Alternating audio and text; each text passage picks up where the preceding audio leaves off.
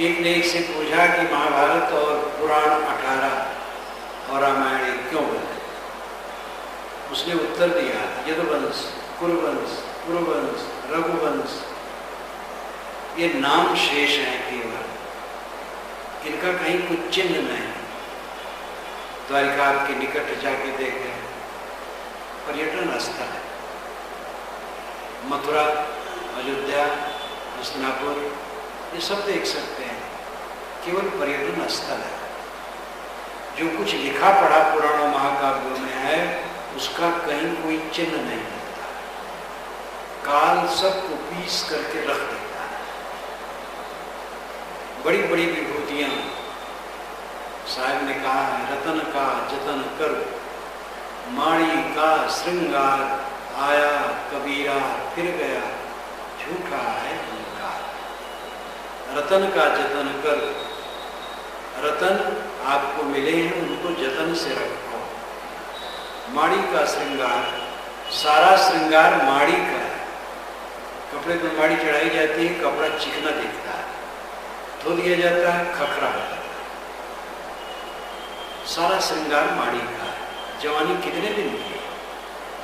सुहाग रात एक रात, दूल्हा दुल्हन नर नारी बनते हैं, एक दिन के लिए बनते हैं। कोई भी रंग रौनक बहुत दिन रहने वाली नहीं होती। सब कुछ निरंतर परिवर्तनशील। रतन का जतन करो। शरीर, इंद्रियां, मन ये रतन है और आत्मा सर्वोपरि रतन है। आपको शरीर मिला है, मन मिला है, इंद्रियां मिली हैं, अच्छा उपयोग करें सुखी रहे, गलत उपयोग करें दुखी रहे। हर इंसान कर्म बंधनों में बंधा है, अपने ही बनाए जाल में बंधा है। अपने ही को खोलना, दूसरा कोई खोल नहीं सकता। औषध रोगी जब खुद खाता है और परहेज करता है तब उसकी बीमारी दूर होती है। औषध कहने से नहीं दूर होती। स्वयं भोजन जब ग्रहण करने से भूख प्यास जाती है। मित्र लोग भोजन कर ले, पानी पी ले तो मेरी भूख नहीं है। हमारे सिर पर बोझा है, कोई उस बोझा को ले सकता, लेकिन हमारे कर्म बंधन को कोई नहीं काट सकता। आपका सिर पे भगवान काट सकता, सदगुरु काट सकता, कोई नहीं काट सकता। भगवान भी नहीं काट सकता है, सदगुरु भी नहीं काट सकता। भगवान तो महान पुरुषों को कहा जाता है, मनुष्यों में ही महापुरुषों को भगवान कहा गया। जो महापुरुष हो गए, चले गए तो सामने नहीं है, उनके अच्छे गुणों से निर्देश लेना है। जो महापुरुष सामने हैं वे रास्ता दिखा सकते हैं। उनको आप चाहे भगवान कहें, चाहे सदगुरु कहें, चाहे संत कहें, चाहे महापुरुष कहें, चाहे महात्मा कहें, वे रास्ता केवल दिखा सकते हैं। करना पड़ेगा खुद। हर मनुष्य के अंतःकरण में जो कर्म बंधन, मैल, विकार, वो उन्हीं सब का निर्मित है और उनका दृष्टा इंसान स्वयं है। हमारे मन का दृष्टा हम है, आपके मन का दृष्टा आप है। ये व्यक्तिगत विषय है। हमने बनाया है सारा बंधन, सारा दुख, हमें ही मिटाना पड़ेगा, कोई नहीं मिटा। धर्म के क्षेत्र में काफी इसका प्रचार है। विज्ञान बहुत आगे बढ़ गया है, लेकिन धर्म के क्षेत्र में जैसे 1000 वर्ष पूर्व पोगापंथी पंथ था, वैसे पोगापंथी आज भी चल रहा है। और पोगापंथी विचार करने वाले काफी बड़े चढ़े होते हैं। सबको लाभ भी उसी में है। जब बिना मेहनत किए, बिना साधना किए, बिना संयम किए भोग मोक्ष सब मिलता है तो उसमें क्यों नहीं? कि मिलता था तो कुछ नहीं, एक धोखा, भीड़ उसी में जाती है। लेकिन ऐसे लोग, ऐसे गुरु स्वयं को धोखा देते हैं, समाज को धोखा देते हैं। कबीर चिंतन ये नहीं है कि छू मंत्र से आपका कोई कल्याण कर देगा। अब आप अगर उपनिषदें पढ़ें तो उपनिषदों में भी यही बात है। उपनिषदों में न तो अवतारवाद है, न पैगंबरवाद है, न चमत्कार है, न दैववाद है, न छुआछूत है, और किसी प्रकार का कोई सस्ता नुस्खा नहीं है। आत्मज्ञान है, सदाचार है, नैतिकता है, कर्मों का सिद्धांत है। ये आश्चर्य होता है कि आज से हजारों वर्ष पूर्व हमारे ऋषियों ने ऐसा ज्ञान दिया है जो आज भी विज्ञान की कसौटी पर सत्य है। लेकिन उनकी परंपरा में हम लोग कहाँ भटक रहे हैं। शापनहावर ने लिखा है कि उपनिषदों का मनन चिंतन करने से सुख से जीवन कट सकता है और सुख से मृत्यु हो सकती है। 7 समुद्र पार शापनहावर ने लिखा। ये तो उदाहरण है, कोई लिखे न लिखे, आप स्वयं देखें। उपनिषदों का चिंतन हमारे यहाँ जो हुआ है हजारों वर्ष पूर्व, कम से कम 3000 वर्ष पूर्व तो मानना ही चाहिए। वैसा चिंतन दुनिया में कहीं नहीं, बिल्कुल निर्बीज तो नहीं है। इक्का दुक्का महापुरुष हर जगह हुए हैं, लेकिन भारत की ये संपत्ति अनोखी। कबीर का विचार अपने ढंग से उपनिषद है। वह उपनिषद ही कहते हैं। उपनिषद पढ़ करके कुछ लोगों को ज्ञान होता है, लेकिन जिन्होंने ये उपनिषद कहा है वे कौन सा उपनिषद पढ़ेंगे? उसके पहले तो उपनिषदें नहीं थी। इसलिए किसी किसी के दिल से उपनिषदें निकलती हैं। तो वो बात मैं ये कर रहा था कि हमारे दुख को कोई दूसरा दूर नहीं कर सकता, दूसरा रास्ता दिखा सकता। हमें स्वयं दूर करना होगा। चित्त की प्रसन्नता परमानंद है, और चित्त की प्रसन्नता के लिए आत्मशोधन, आत्मज्ञान, आत्मशोधन, आत्मविश्वास की जरूरत है। आदमी ने आत्मविश्वास को खो दिया, आत्मज्ञान को खो दिया। अपने आप के विषय में कोई निरख परख नहीं, मैं कौन हूँ। जिंदगी बीत जाती है, मैं का बोध नहीं होता है, क्योंकि उसका प्रयास ही नहीं होता है। सबको जाना, मैं को नहीं जाना। सब कुछ पाने की चेष्टा है, मैं को पाने की चेष्टा नहीं है। तो जीवन का धोखा है। सारा ज्ञान विज्ञान का स्रोत कहाँ है? सुख दुख के जितने आघात प्रतिघात पड़ते हैं वो किस पर पड़ते हैं? कौन सत्य को चाहता है? परमात्मा को कौन चाहता है? मोक्ष को कौन चाहता है? आप चाहते हैं। आपके समान न आपके लिए दूसरा सत्य हो सकता, न प्राप्तव्य हो सकता। ये आत्मा स्वयं परम सत्य है, और आत्मा ही प्राप्तव्य पाने योग्य, वो नित्य प्राप्त है। समझना है और ठहरना है। ऋषियों ने, औलियों ने भी कहा, सूफी संतों ने भी कहा, अपने से अलग खोजने की राय उन्होंने नहीं दी। अपरोक्ष ज्ञान, प्रत्यक्ष, परोक्ष, अपरोक्ष, ये 3 विषय। प्रत्यक्ष है 5 विषय संसार, जो स्थूल रूप से दिखाई देता है। परोक्ष है हमारे मन की अवधारणाएं, अनेक प्रकार की ईश्वरों की कल्पना, देवताओं की कल्पना, स्वर्ग नरक की कल्पना, लोक लोकांतरों की कल्पना। मन से जितना बनाया जाता है, जितनी अवधारणा की जाती है, कल्पना की जाती है, वो परोक्ष है। और जो इंद्रियों से देखा जाता है सामने, वो प्रत्यक्ष है। और इंद्रियों और मन दोनों से ऊपर उठने पर अपरोक्ष का बोध होता है। अपरोक्ष स्वयं, प्रत्यक्ष स्वयं। ये आत्मा अपरोक्ष है। यही इंद्रियों से प्रत्यक्ष को जानता है और मन से परोक्ष की अवधारणा करता है। संसार में अधिकतम लोग प्रत्यक्ष में डूबे, घर द्वार, परिवार, संपत्ति, मान बढ़ाई, पद प्रतिष्ठा, जो कुछ भी लौकिक चीजें हैं, इन्हीं के खिलौने में निरंतर खेलते हैं, उन्हें और होश हवास नहीं। जैसे बकरा का मांस बेचने वाला बधिक अनेक बकरों को बांधे रखता है और उनको पत्तियां हरी हरी दे देता है। एक बकरा काटता है, काट करके उसका मांस बेचता है। जैसे मांस खत्म होने लगा, दूसरे बकरे को घसीट करके काट देता है। बाकी बकरे पत्तियां खाते हैं।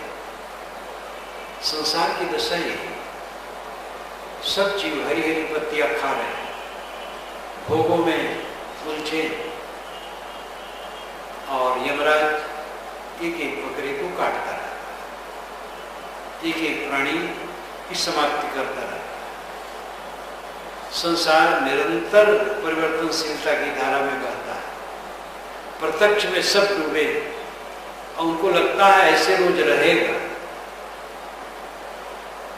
किसी का नहीं रहा, हमारा कैसे रहेगा?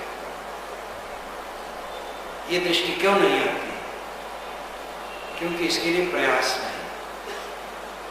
सुबह से शांत काम धंधा, कला कल्पना, राग द्वेष, विषय वासना, बकवाद, बस इसी में जाता है। काम धंधा करना तो जरूरी है, बकवाद से समय बचाएं, व्यर्थ विवाद से अपने को बचाएं, निरर्थक राजनीतिक बाजी की बात करना कोई मतलब नहीं। राजनीति से चार लोग बैठे, कोई भाजपा को ले जाए, कोई कांग्रेस को, न लेना न देना, और 1 घंटा समय बीत गया बिना आवाज।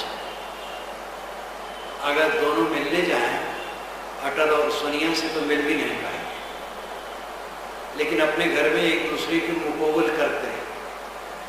भाजपा का पक्ष ले लिया, वो कांग्रेस को गाली देगा, कांग्रेस का पक्ष ले भाजपा करते और कुछ लेने देते नहीं।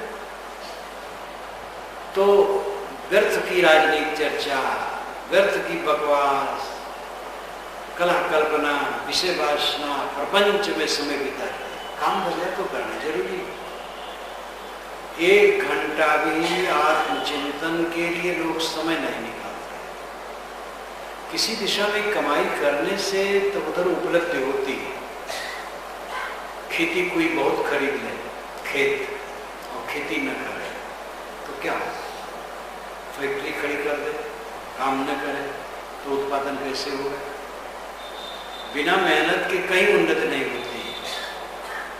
जो अकेले में बैठेगा नहीं, आध्यात्मिक ज्ञान के ग्रंथों का अध्ययन करेगा नहीं, आत्मचिंतन नहीं करेगा, आत्मविश्लेषण नहीं करेगा, ध्यान नहीं करेगा, समाधि में नहीं जाएगा, उसकी आध्यात्मिक प्रगति कैसे हो सकती है? और ये काम बचा रह जाता है। जबकि इसी के लिए जीवन आप क्यों कमाते हैं? खाने के लिए। क्यों खाते हैं? जीने के लिए। क्यों जीते हैं? इसका पता नहीं। जिए कल्याण के, कल्याण साधना करने के लिए, और वो काम बचा रह जाता है। अगर कोई डॉक्टरी करता है और उससे जीविकोपार्जन होता है तो उसे वकालत की जरूरत नहीं, खेती करने की जरूरत नहीं, दुकान लगाने की जरूरत नहीं। अगर कोई वकील है, उससे गुजर होता है तो और कुछ करने की जरूरत नहीं। किसानी ठीक से चल रही है तो उसे और कुछ करने की जरूरत नहीं। लेकिन किसान को, वकील को, डॉक्टर को, व्यापारी को, और इसी प्रकार समझ लीजिए सभी वर्ग के लोगों को आध्यात्मिक ज्ञान साधना की आवश्यकता है। ये अनिवार्य विषय है। बाहरी विषय तो हैं गुजर के लिए, कोई आधार ले लीजिए, गुजर बसर हो, परिवार चले, अच्छा। लेकिन सबका सार क्या है? दुख निकट, परम शांत, परमानंद में जीवन बिताना, सुखी रहना हर क्षण। सुबह नींद खुले और चित्त में कोई झटका न हो, कोई उद्वेग न हो, कोई अशांति न हो।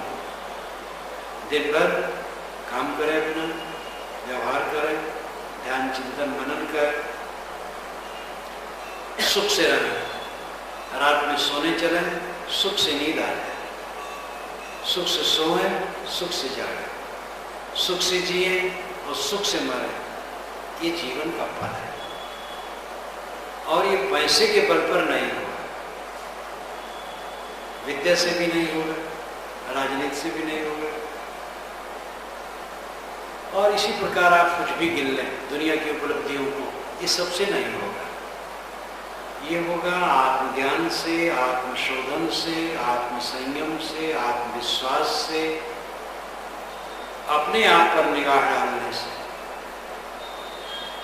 हमारे में कितना परिवर्तन हुआ, कितना परिवर्तन अभी अपेक्षित है। क्रोध का वेग, काम का वेग, लोभ का वेग, मोह का वेग, द्वेष का वेग, चिंता और उद्वेग, ये सब पहले जैसे हैं कि घटे। दुख मानने की प्रवृत्ति, दुखी रहने की प्रवृत्ति जैसे मेरी पहले थी, वैसे है कि परिवर्तन हुआ। दुख केवल अज्ञान से है, दुख की कोई वस्तु नहीं, हमारा अज्ञान है। दोपहर के पहले मेरे पास फोन आया सिलीगुड़ी से, आसाम से।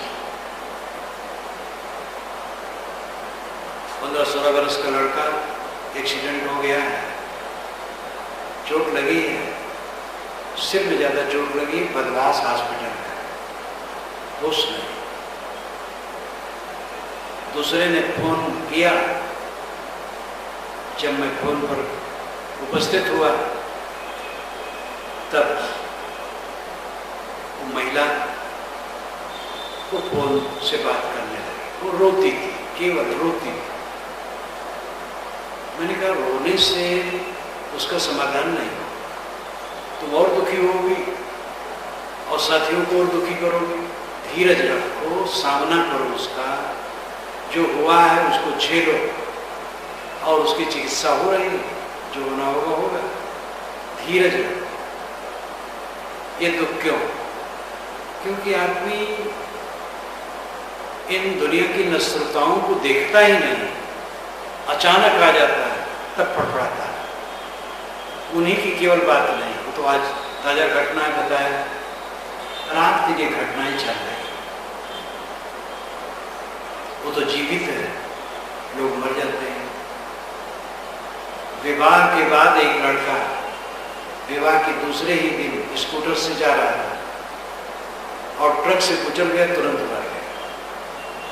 कोई क्या करे? तो जितना दुख होता है हमारे मन का अविवेक, जो दुर्घटना हो जाती है उसमें हम दुखी हों तो दुर्घटना बदल नहीं सकती, सुघटना नहीं हो सकती, किसी की मृत्यु जिंदगी के रूप में नहीं बदल सकती।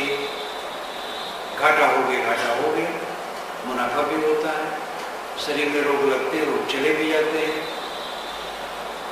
जिससे मन सब समय दृढ़ रह सके वो काम आदमी नहीं करता। जिससे मन अधिक से अधिक दुर्बल हो, ऐसी ही बात रात दिन लोग सोचते हैं। जो रहने वाली चीज नहीं है उसी में ममता हरदम बनाना, देह, परिवार, पद प्रतिष्ठा, कोई भी चीज रहने वाली नहीं, सब आगमा पाए। अभी भारत आजाद हुए कितने दिन हुआ, लेकिन इतने में आप देखिए कितना परिवर्तन हुआ। कांग्रेस पार्टी 70 वर्षों से काम करती रही और उसने सफलता पाई, और उसके उत्तर पक्ष में महात्मा गांधी जुड़े। तब तो करमचंद गांधी थे, बिहार ने उनको महात्मा नाम दिया, महात्मा थे। और सब आप जानते हैं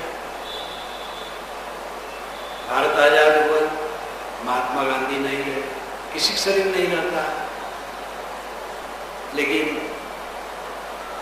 जिनको जैसा संतोष हुआ वैसा किए। जवाहर प्राइम मिनिस्टर थे, नहीं रहे। लाल बहादुर नहीं रहे, इंदिरा गांधी नहीं रहे, राजीव गांधी नहीं रहे, राव नहीं रहे, पटेल नहीं रहे, बड़े बड़े नेता नहीं रहे। इतने दिन का इतिहास देखो, कितना परिवर्तन, घोर परिवर्तन। यहाँ क्या रुकता है? सब भागा जा रहा है।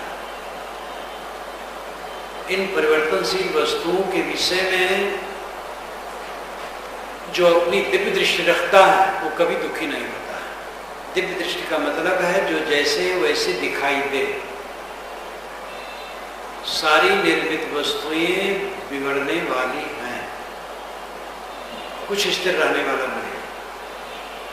मकान तो हम कह सकते इतने दिन रहेगा, इंजन, गाड़ी, पुल, इंजीनियर बता सकता है कि इतने दिन ये रहेगा, लेकिन सुंदर स्वस्थ जवान शरीर को भी कोई डॉक्टर गारंटी नहीं दे सकता इतने दिन रहेगा। शरीर सबसे दुर्बल है। 10 द्वारे का पिंजरा तामे पंछी कौन, राबे को अचरज है जात अचंभो कौन। साहब कहते 10 दरवाजे का खुला हुआ पिंजरा शरीर है। 2 आंख, 2 नाक, 2 कान, 6 मुक्सा, टट्टी और पेशाब की जगह, ये 9 हो गए, और एक कपाल कुहर सिर। शिशुओं का वहाँ बहुत कोमल कोमल होता है, वो कपाल कुहर को भी साग लेते हैं। 10 द्वारे का पिंजरा, 9 द्वारे पूरे देही गीता कहती है, वो कपाल कुहर को नहीं लेती है। उपनिषद में आया है, पूर्व में एकादश द्वार में चेतसा अनुष्ठान सोचत विमुक्तस्य विमुच्यते। 11 द्वारों वाली नगरी इस शरीर में एक अजन्मा सरल शुद्ध आत्मा निवास करता है। जो उसकी उपासना करता है वो चिंता से मुक्त हो जाता है। अनुष्ठान सोचत, जो उसका अनुष्ठान करता है, जिसे आत्मज्ञान हो जाता है और आत्मा में रमने लगता है, वो चिंता नहीं करता। विमुक्तश्च, वो जीवन भर मुक्त के आनंद में रहता है। और विमुच्यते, शरीर छूट जाने पर सदा के लिए मुक्त हो जाता है। तो 9 दरवाजा, 10 दरवाजा, 11 दरवाजा कहने का रस्म है। कभी से हर जगह 10 दरवाजा का, 10 द्वारे का पिंजरा। 10 कैसे, 11 कैसे हो जाता है? पेट में जो नाभि है उसको भी गिर लिया जाता है तो 11 हो जाता है। 10 द्वारे का पिंजरा, 10 द्वारे का पिंजरा ये शरीर। तामे पंछी कौन, इसमें प्राण पखेरु बैठा है, प्राण पक्षी बैठा है। रहबे को अचरज, आश्चर्य होता है कि खुले पिंजरे में पक्षी बैठा है। 20 वर्ष, 30 वर्ष, 50 वर्ष, 60, 70, 80, 90 वर्ष उसमें बैठा रहता है। उड़ कैसे नहीं जाता है? उड़ गया तो क्या आश्चर्य? बैठने में आश्चर्य मानना चाहिए। बैठा कैसे रहता है? शरीर के मिटने में कोई आश्चर्य नहीं। इतना कच्चा शरीर इतने दिनों तक चलता है। करोड़ों करोड़ों की मशीनें थोड़े दिन में सेकंड हैंड हो जाती है।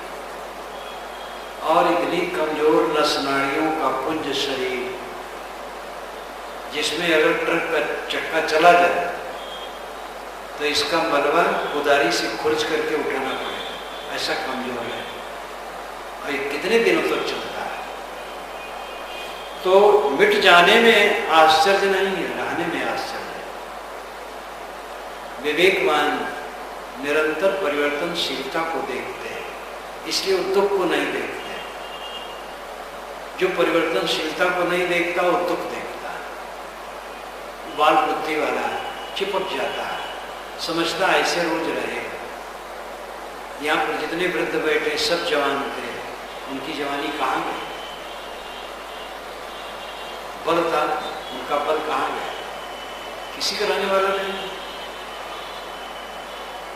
जो परिवर्तनशीलता को देखता है और फिर ये देखता है कि मैं अपरिवर्तित हूँ, सबको देखने वाला कौन है, सबको जानने वाला कौन है, भगवान को कौन चाहता है, परमात्मा कौन पाना चाहता है, मोक्ष कौन पाना चाहता है? आत्मा, आप स्वयं। सत्य क्या है? जो पूछता है वही सत्य है।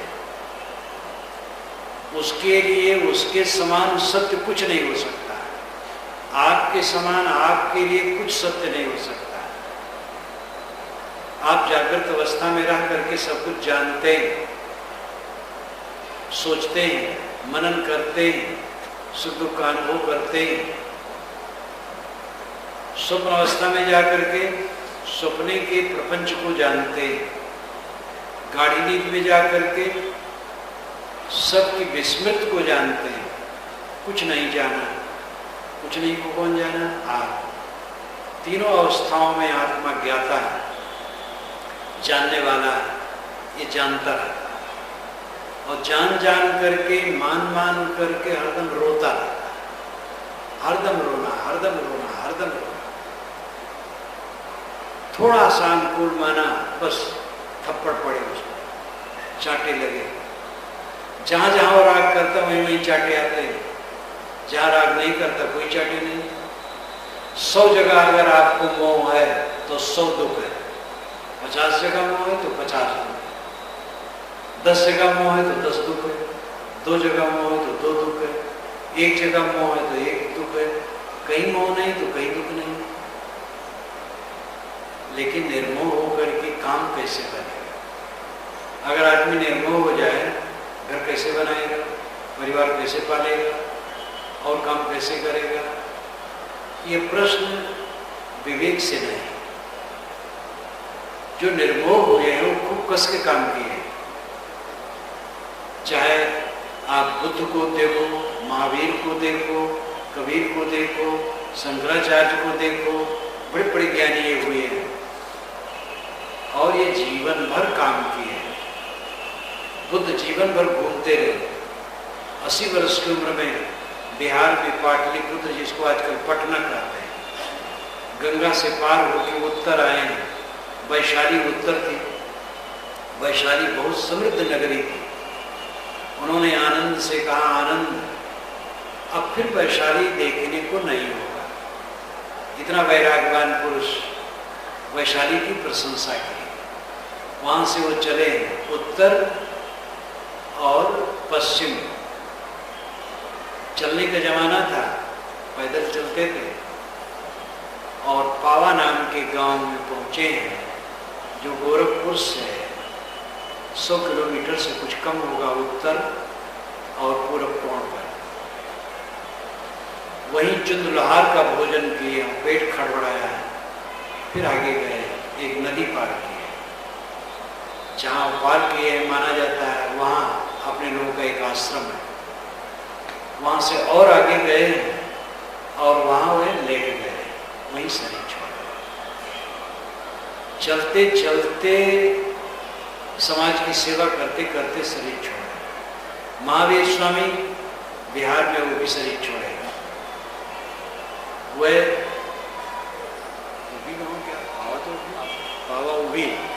पावा उभी बिहार में शरीर छोड़े। पावा नाम के गांव, वहां में 2 बार गया।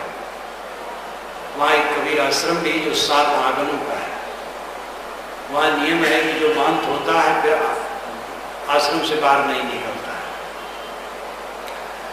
वहीं पर महावीर स्वामी का शरीर छूटा है चलते चलते। स्वामी शंकराचार्य 32 वर्ष की उम्र में केदारनाथ की तरफ शरीर छोड़े। पूरे भारत में घूमे हैं और सेवा किए, लिखे हैं, पढ़े, ज्ञान का प्रचार किए। उनके विषय में विडंबना भी उनके अनुगामी लगा देते हैं कि उन्होंने बौद्धों को हराया और पिटवाया और मरवाया और समुद्र में डुबवाया। ये सब बिल्कुल झूठी बात है। स्वामी शंकराचार्य तो ज्ञानी वैराग्यवान संत है, ऐसा कोई काम करते हैं। यहाँ तक लिखे हैं शंकर दिग्विजय नाम में कि बौद्ध कोई नहीं रह गया। शंकराचार्य ने बौद्धों को उच्छिन्न कर दिया और शंकराचार्य के जीवन के बाद बौद्धों का विशाल विश्वविद्यालय चला है बिहार में, नालंदा विश्वविद्यालय। और एक और पास में। तो और उनके 500 वर्ष के बाद तक बौद्ध मत फलता फूलता रहा है। तो स्वामी शंकर ने किसी को मारा पीटा है, ये तो संत के हृदय से हो ही नहीं सकता। इतिहास में कोई नहीं लिखता है ऐसा। ये तो संप्रदाय लोग बकते हैं, ये भी नहीं समझते हम स्वामी शंकर की बदिज्जती करते हैं। स्वामी शंकर ज्ञान वैराग संपन्न महापुरुष, और उन्होंने कहा जगत तीनों काल में नहीं है, लेकिन जगत के लिए वे जीवन भर काम करते हैं। कबीर साहब 119 वर्ष 7 महीने 22 दिन रह करके 23वें दिन शरीर गोरखपुर के पास मगहर में छोड़े।